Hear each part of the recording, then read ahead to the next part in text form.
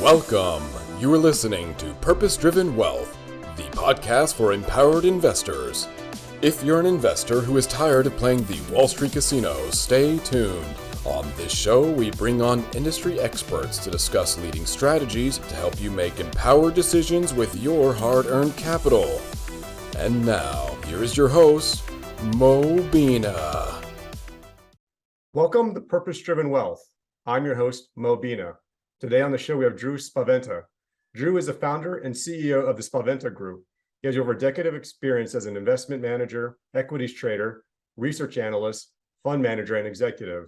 The Spaventa Group provides investment opportunities in late-stage venture capital-backed companies to individual and institutional investors. Drew, welcome to the show. Thanks for having me, Mo. Yeah, look forward to today's discussion for sure. Can you please start off by talking about your experience and kind of how you got involved in alternatives?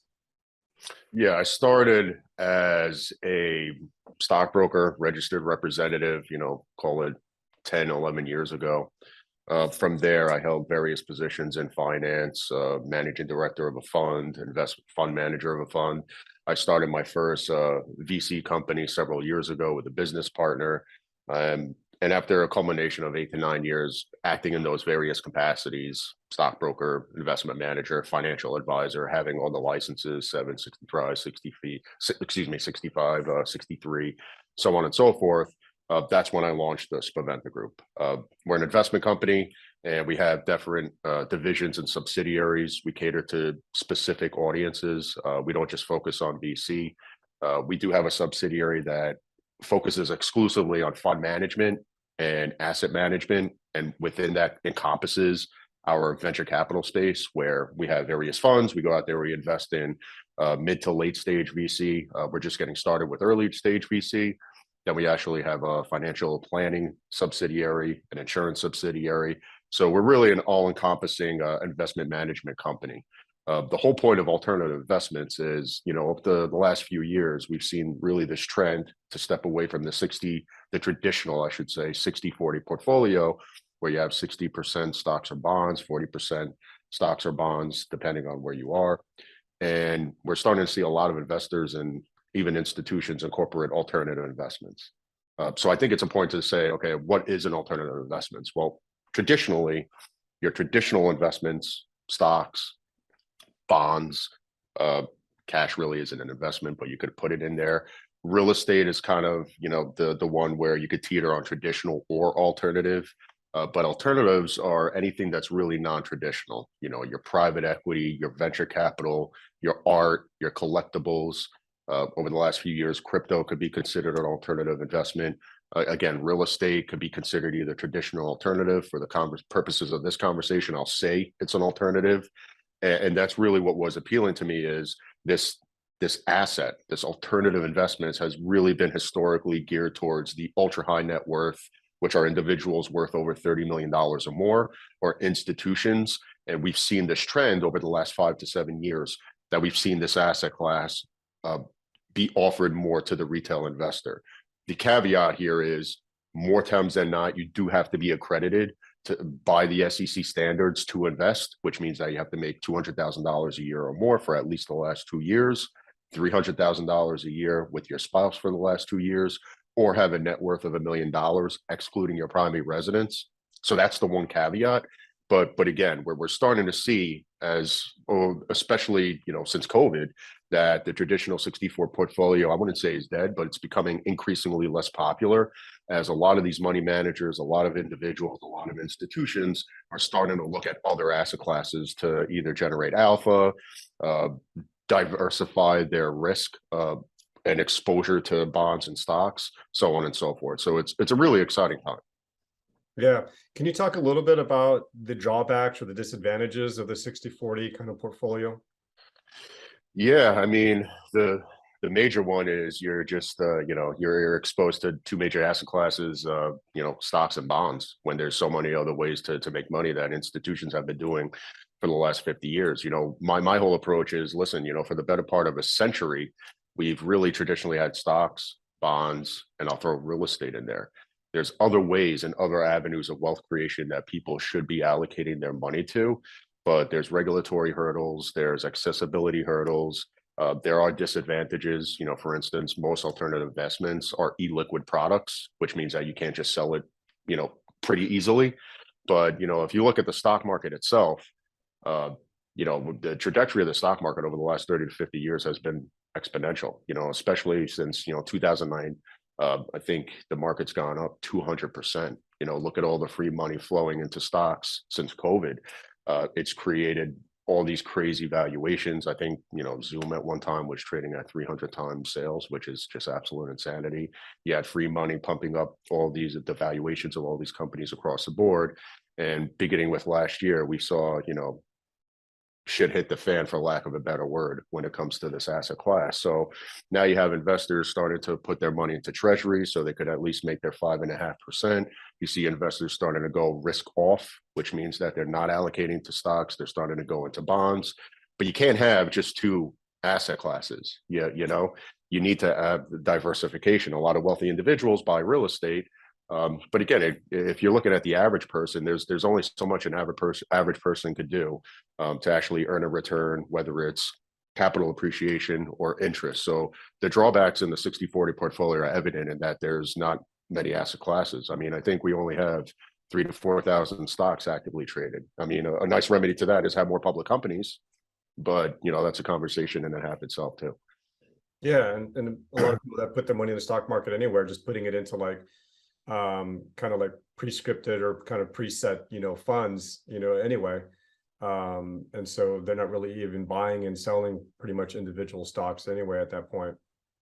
Yeah, I mean, there was a time where, during COVID, I think the actual number is, I think 25% of the average daily trading volume was attributed to retail investors, I think, which is a crazy monumental number, but it also shows you that a lot of people had money that was given to them, and what are they going to do with it? They're going out there and they're buying these assets, which is falsely inflating the price of these assets, and all of a sudden, boom, everything starts crashing down to earth. And we saw it with several names. We saw it with Zoom. We saw it with Peloton. A lot of these at-home companies. We saw it with the GameStop saga and all these meme stocks, where certain companies, which had no business to be trading at where they were trading at crazy multiples. So again, that goes to show you that, hey, listen, yeah, the stock market is, to me, always going to be the best investment longer term. But we need more public companies. We need a diversification of assets, and investors need more options than just stocks and bonds. Yeah, definitely. There's a lot more going on than just, putting your money in those two general asset classes. And you mentioned some of them, like private equity. You mentioned about crypto. You mentioned real estate. Can kind of go either way depending on what exactly you're doing in the real estate space.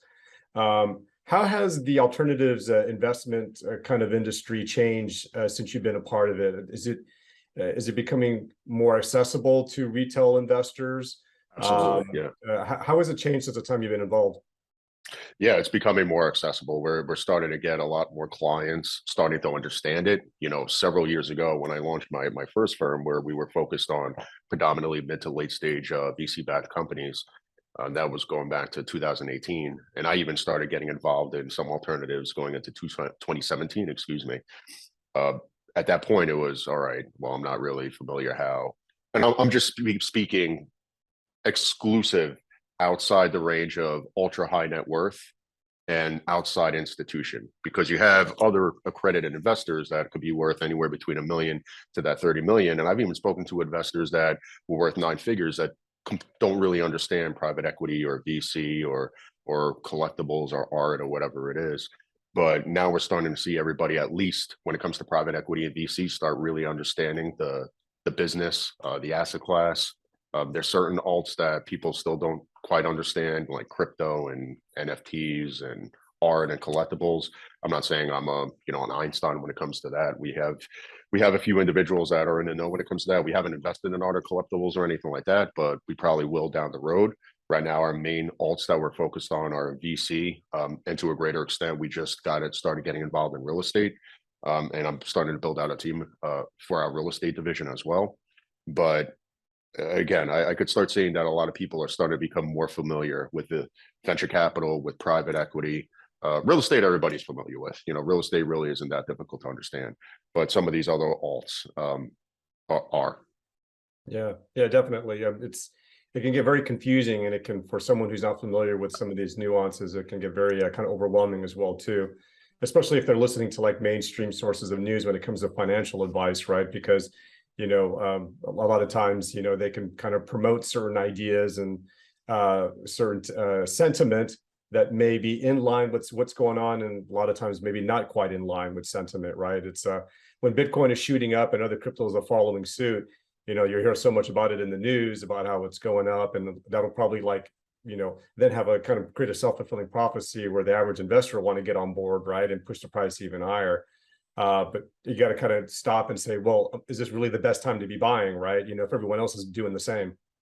Well, that's the thing too. Everybody has like a hot idea, and when you don't really understand a product, an asset, even just outside of investing, just a product or a service itself, it's easily to be convinced to do something that's not entirely good for you, right? Especially in the VC space. I mean, 95% of companies that get started in the VC space, are going to fail. A lot of these big time investors that have been around since the 90s that have had success that you might see on Bloomberg or CNBC have had a lot more failures than success. But all you need are, those 2 or 3 companies that pretty much make you, and then everybody thinks that everything that you say is golden, right? It's going to work. It's got to be that thing, right? It's they, whatever it is, they say in the movie industry, directors or actors are only good as their last movie. In the financial industry, you're only good as your last investment, right?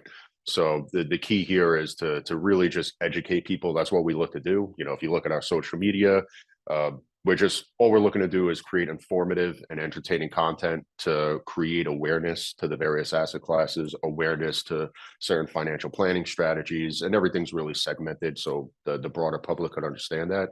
And then if it makes sense and we have a few individuals that are interested in something that we have to offer, or should I say something that our subsidiaries have to offer, at that point we could have the conversation. But again, everybody has, especially in the VC space, everybody has the new hot idea.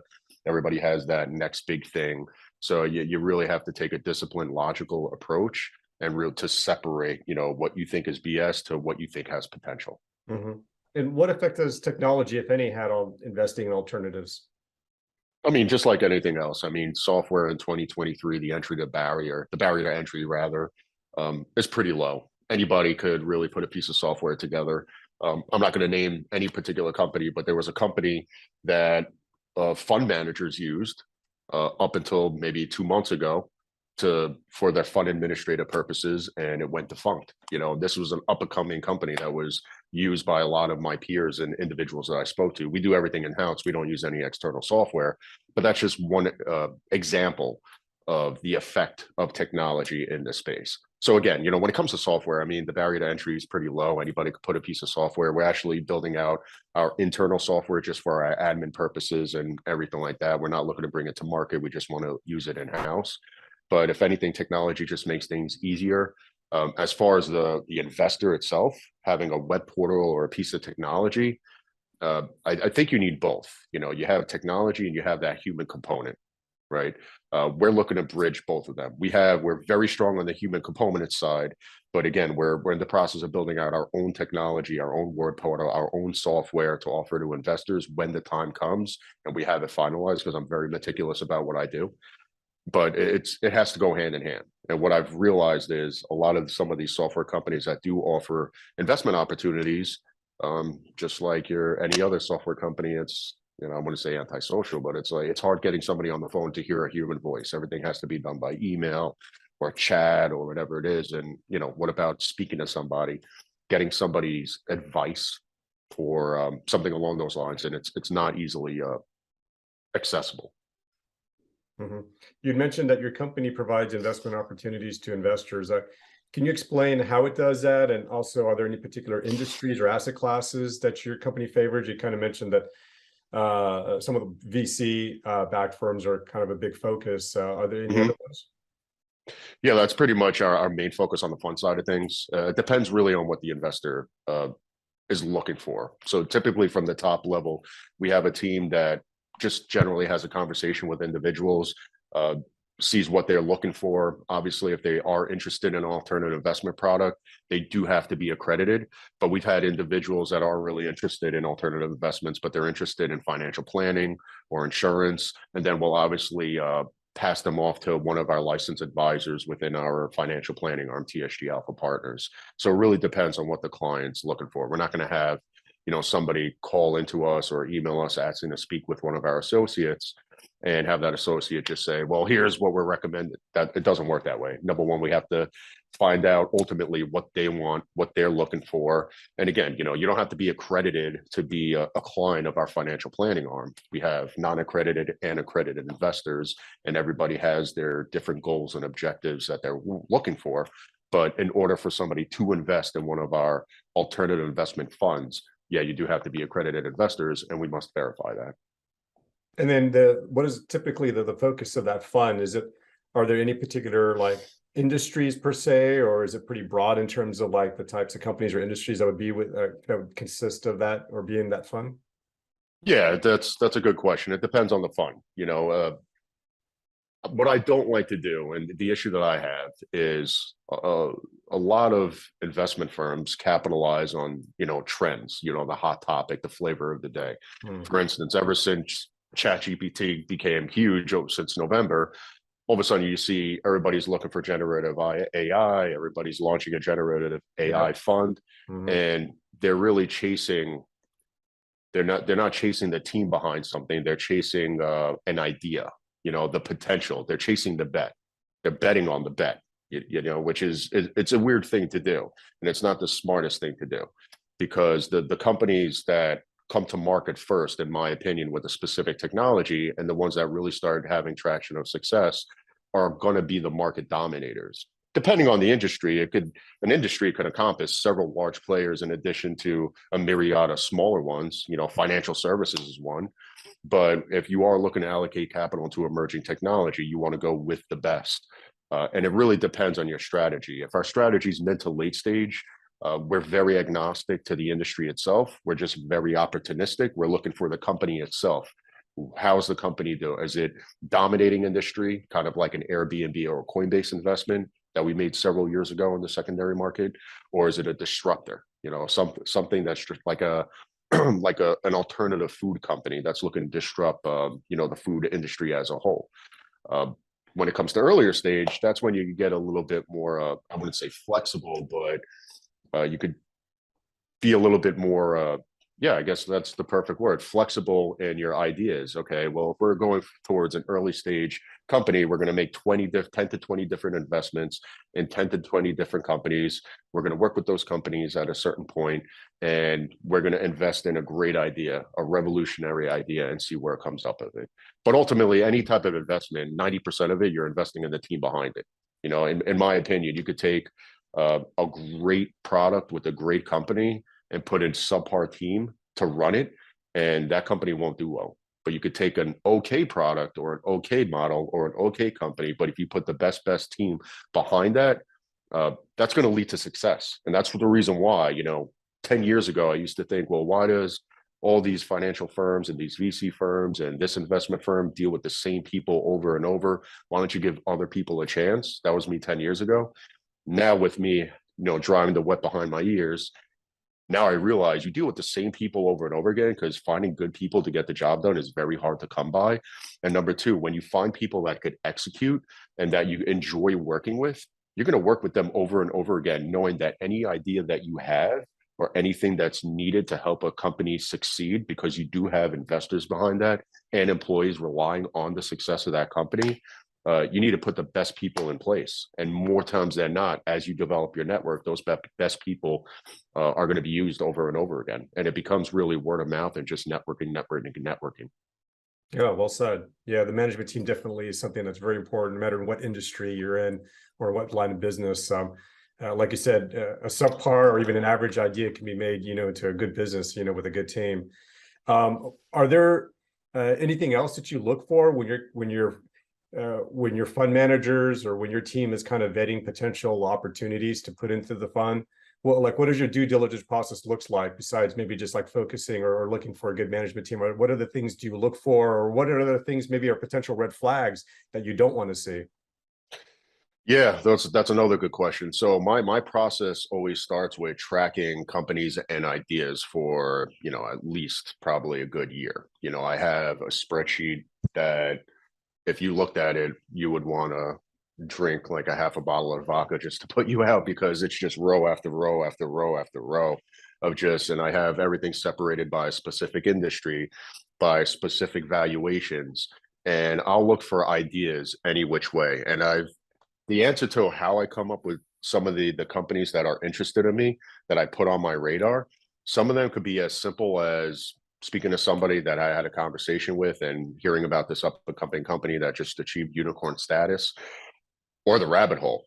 There are times where I'm on my phone at night and I'm reading this and I'm reading that and I'm looking for this, and all of a sudden, after clicking this and clicking this and clicking this, I discover something being said about this particular company. I'll itemize that, I'll put it over there, and then I'll start my due diligence process. I'll start scrubbing all my software to get any type of public filings I have. And those are cases where I don't have access to management, because being a private company, their financials it's not public, right? And if I don't have access to management, or have somebody that does have access to management, I won't know what those financials are. So at first, I'm not really focusing on revenue or cash flow or anything like that. I'm just looking at the broader picture, the management team, the dent that they're looking at, what product they have to offer. And then I have also different alternative data sets that I'll look at to kind of get a gauge of how successful the company is. It could be as simple as, if it's an e-commerce, I'm just using this as an example. If it's an e-commerce company, it might be something as simple as using software to deduce whether on a month-to-month basis their traffic is increasing. Okay, what pages are they looking at? Are they getting a lot of confirmation pages, which shows that they're getting onboarding more customers? Things like that. And every industry has its exclusive alternative data sets that we'll start looking at. But that's really the best way that we start. And then once we really see something that we like, that at that point we're going to start making phone calls and say, okay, how can we invest in this company? Are they allowing any primary investors, or is it mostly secondary for now? Again, most of our mid to late stage investments are on the secondary basis, but early stage, there's plenty of early stage opportunities. But the key is, again, to have your network. Yeah, once you've kind of vetted and you kind of like the management team, you like the idea. So did I hear that correctly? Do you eventually get to the point where you will review and you'll look at financial statements and want to actually get to that level of detail? Yeah, it depends on the company. There's been a few that we haven't had access to management, and they were multi-billion-dollar companies. For one, Airbnb is an investment we made 3.5 years ago on a secondary basis. One of the funds that I dealt business with had access. We would have conversations to a certain point, because you sign NDAs, and I'm not looking to get anybody in trouble or anything like that. And that's what we did. We made a secondary investment, bought shares from a selling insider, and that's how we made our investment. So there are certain times where a company, we might not have access to the financials we want. We'll just have access to whatever they provided to our software providers. But at that point, I have pretty good network when it comes to the mid to late stage. And that's what I'll use. And again, that's if I didn't make a direct investment. That's if I'm not on the cap table. We are on a cap table for a few companies where we get access to those numbers, but that's something that I keep to myself. I don't even go, we don't really inform anybody else, because I'm signing NDAs and I'm not looking to start saying, well, this person did this person did that. It's just not a great way to do business. Yeah, I totally understand. Yeah. And then what about like potential red flags? Like have you had any situations, let's say, where maybe you found like a great management team, or what you thought was a great management team, but then as you dug a little deeper, perhaps there was something that you didn't like about either the idea or the industry or the company, and then at that point it just kind of became like a deal breaker at that point? Like, do you have any examples or any situations or any red flags that you can point out to, like, the vetting process that you go through? I mean, when it comes to earlier stuff, I have, I have certain investigation methods, which I'm not going to go into, all legal, by the way, but I do work with a few teams to kind of just vet, teams out. Gotcha. To use the best example, or most recent example, FTX. People could say hindsight is 2020. I was approached with FTX for secondary sales. I was not I said no. And the real simple reason for that was not because I didn't think it was a good business or anything. I didn't do a ton of due diligence. We already had exposure to a crypto investment, crypto business, that is not crypto itself, a crypto based business. But when it comes to FTX, I mean, when you have a company that just got launched 3 years ago, and within 3 years they scale to a $34 billion company, and you see all these celebrities endorsing it and everything like that, that's, to me, that's a red flag. I'm not saying that every single time it's going to end the way it did. That could be an outliner. But I mean, if a company achieves a $30 billion valuation within 3 years, you have to ask yourself, number one, how much meat is left on the bone? Number two, is it a culprit of just, or a result rather, of just being in a sector that everybody wants a piece of, which I think obviously was. And then number three, the more celebrities that endorse something, which I'm sure not many of them fully understand, the more I'm inclined to say, no, I think I'm good on that. Yeah, and then all those make sense as well too. You're right. It's like how much meat is left on the bone if they've already received, if they've already achieved, such a large, multi-billion-dollar valuation at that point. It's like how much more growth can there possibly be that you would want to participate in? Yeah, and I'm not saying that you can. I mean, let's just say things didn't happen the way they did, right? And the company just continued to scale and was soon over $100 billion valuation. I mean, that's great. But the way I look at it is, all right, how much meat is left on the bone for us to get into? How long is the company going to be until there is a liquidity event? These are things that you have to kind of weigh. Stripe's a great example. Stripe was, I think $50 to $60 billion valuation at one point. Now in the secondary market, they're trading well over $100 billion valuation. Their valuation got cut because of certain instances, but there you have at least a solid organization that produces cash flow, doing very well, making a dent. But again, they've been around for, I think, about a decade. Just for full disclosure, Stripe's not a company that we invested in as of yet. But yeah, that's a perfect example of a company that has achieved a monumental. I think there's a new term for a dragon, which is any company that's over $10 billion valuation. So that Stripe will fall under that class, I guess. But again, it all depends on the company. Yeah. What types of trends do you kind of see taking place within the alternatives investment space in the next 5 to 10 years? How do you see it changing in any way? What type of trends do you see maybe taking place or occurring? Yeah, I mean, from the conversations that we've had with a lot of our limited partners and clients from our financial planning arm, there's a lot of clients that are very interested in alts. With that, you get also clients that are interested in what we call the flavor of the day, such as crypto. Anything that becomes hot, for lack of a better word, that gets people going, that you're at the country club or you're at Thanksgiving dinner table, and it's bound to be a topic to come up.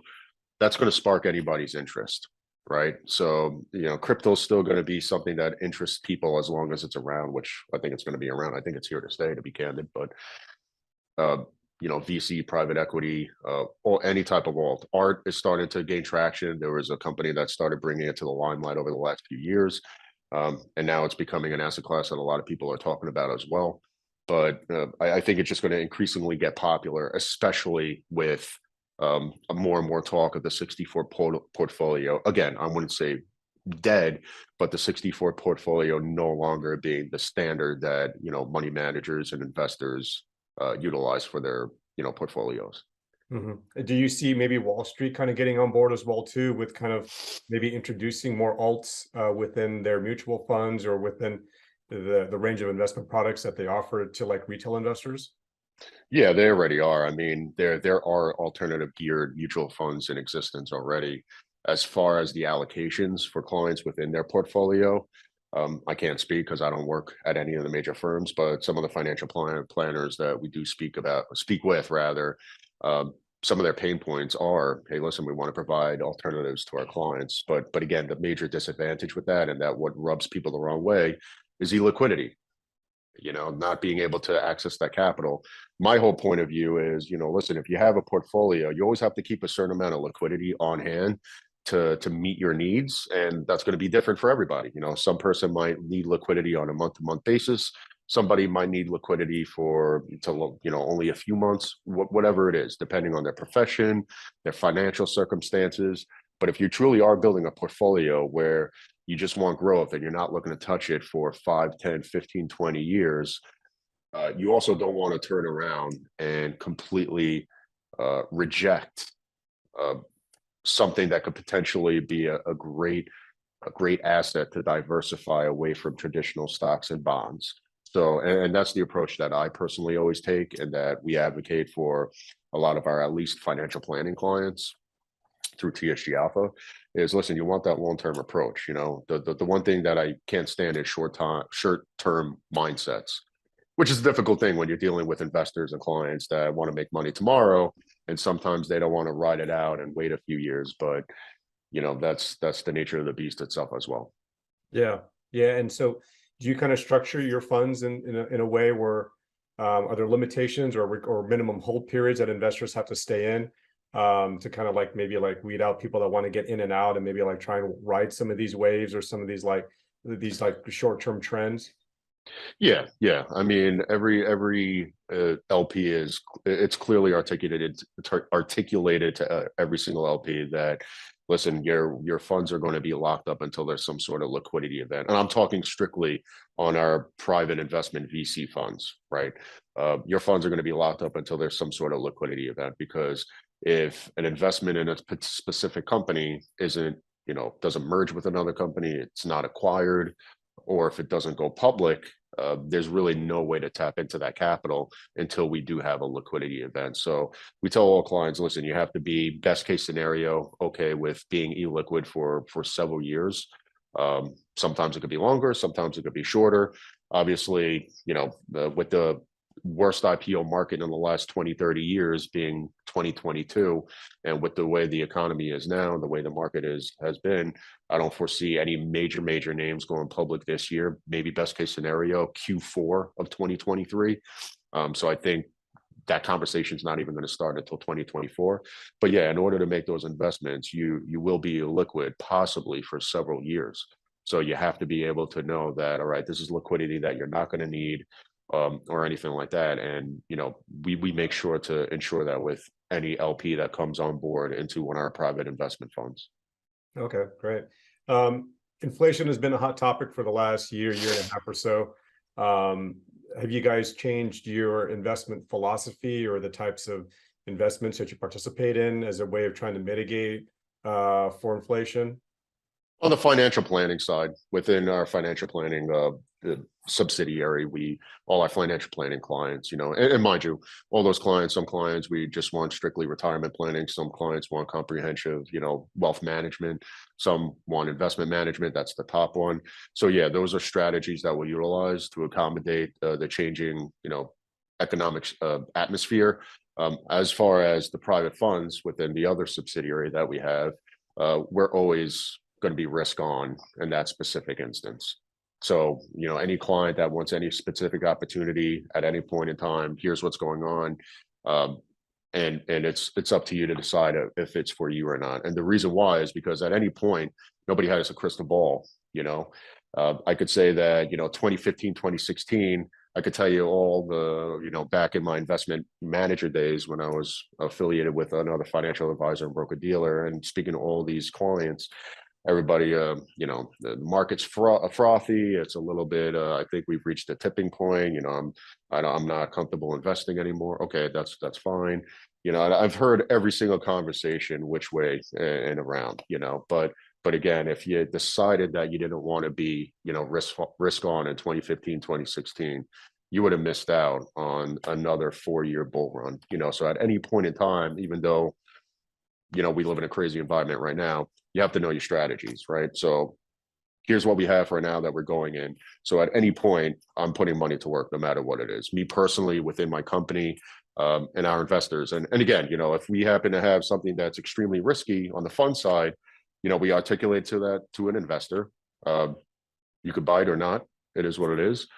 Other than that, our financial planning clients, that's where the bulk of the work gets done, because that's where naturally we're acting in a capacity of fiduciary, and just navigating the craziness that you call finance.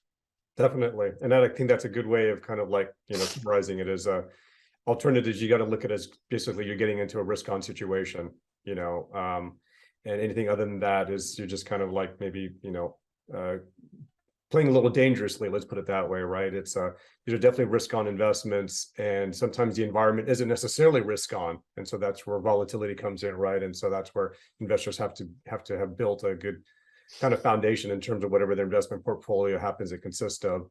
That is that one risk-on component that's always going to be in there, right?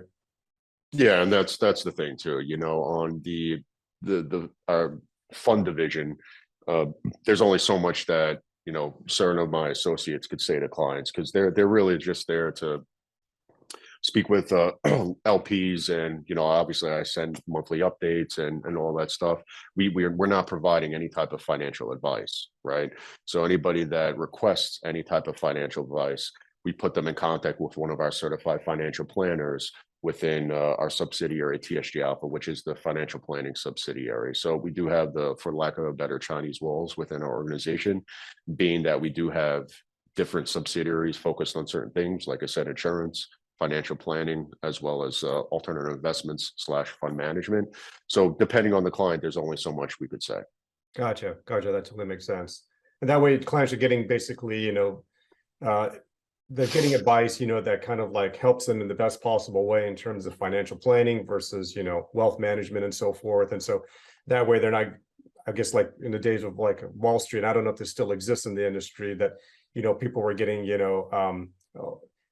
some of these brokerage firms and some of these Wall Street firms essentially were basically touting certain stocks, Yeah. and they were benefiting from, steering investors in particular directions, and that led to conflict of interest and so forth. And so having everything compartmentalized basically helps to kind of like stop all that, right? Yeah, 100%. I mean, my firm, we make direct investments in various assets. We hold on them on our balance sheet, and then we have that service arm, which we look to reach new limited partners and new clients for the financial planning aspect of things. So, and it depends. We have limited partners that just want access to our VC investments, and that's it. You know what I mean? And then we have certain individuals and limited partners that are interested in other services that our organization has via our various subsidiaries. So again, we have a certain workflow and way to monitor and do everything. Okay. Drew, how can people find out more about you? Yeah, tsginvest.com is the main website. You can go on there and see everything articulated.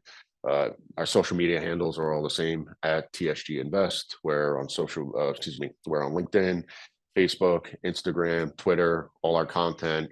We just post, some blog articles, informative stuff, entertaining stuff. So that's how you can follow us. And aside from that, you can reach out to us on our website. We'll have one of the associates get back to you, see what you're looking for, if the stars and moon align, and see what we could do for you. But that's the easiest way. Okay, great. Thank you, Drew, for coming on to the show today. Thank you, Mo, for having me. Perhaps we'll do it again. Yeah, definitely. You provide an amazing amount of value to the audience. And that's all for today. Thank you, everyone, for tuning in. Until next time, have a great week. Thank you for tuning in to this week's show. If you are interested in learning how alternative investments can help you build purpose-driven wealth, sign up on the High Rise Capital website to receive our monthly newsletter and free investor ebook. Lastly, if you enjoyed this episode, don't forget to subscribe and leave a 5-star review. Thank you for listening to Purpose Driven Wealth, the podcast for empowered investors.